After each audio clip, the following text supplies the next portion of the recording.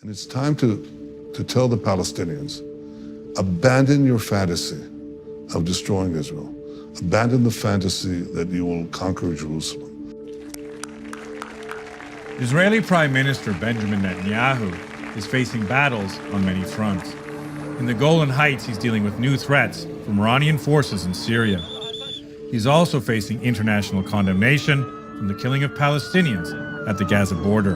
The center was blown up by We traveled to Jerusalem to ask him how his administration is responding.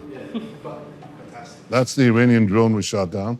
It's got a wing here, fixed wing here. So this was an Iranian drone sent over Golan Heights. You Right. shot it down. They then sent missiles and artillery to attack Right. you on Golan Heights, and then you. So Right. this was the start of everything. That was it. That was This it. was the And you beginning. see it.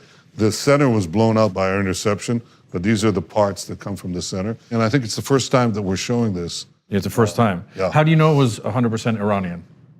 We know for sure because this is an Iranian drone. You can see pictures of this drone, by the way, in Iran itself.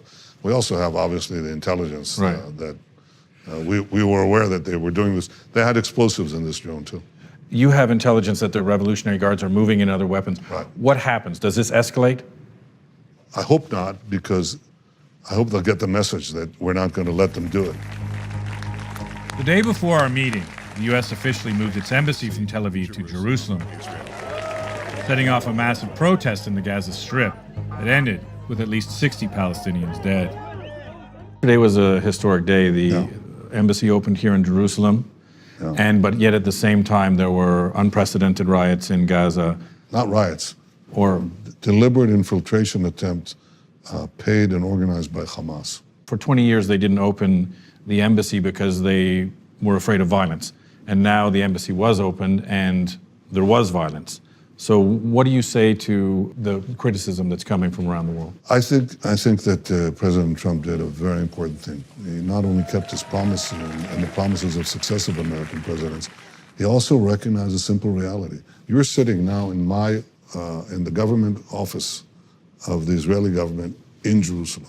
The Prime Minister's office is right here in Jerusalem. The Israeli government, the seat of Israel's government, is in Jerusalem, which is its capital. And it's been the capital of the Jewish people only for 3,000 years. And I think that's the key ultimately to peace, because a peace that's based on lies will crash on the rocks of Middle East reality. And it's time to tell the Palestinians, abandon your fantasy of destroying Israel.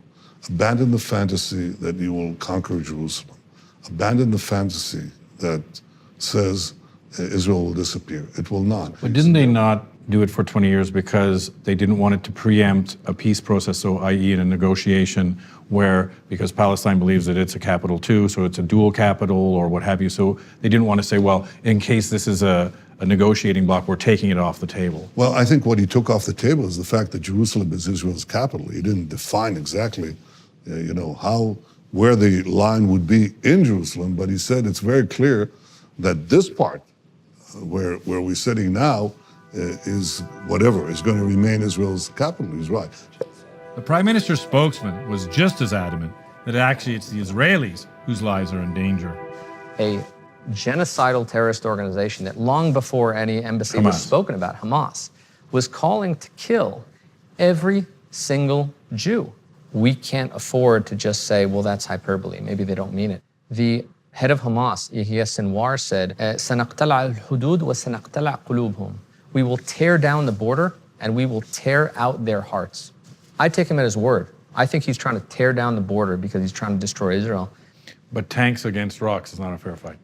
Well, long before any tank was used, we used riot dispersal methods. I'll tell you what makes it so hard to not hit anybody who isn't involved. It's the fact that they're shooting from behind kids. That's why they're burning tires, to put up a smoke screen to make it harder to see who's a civilian and who's an armed combatant. But Hamas has no concern whatsoever for their people. We could be wonderful allies with Palestinians living in Gaza. Why not?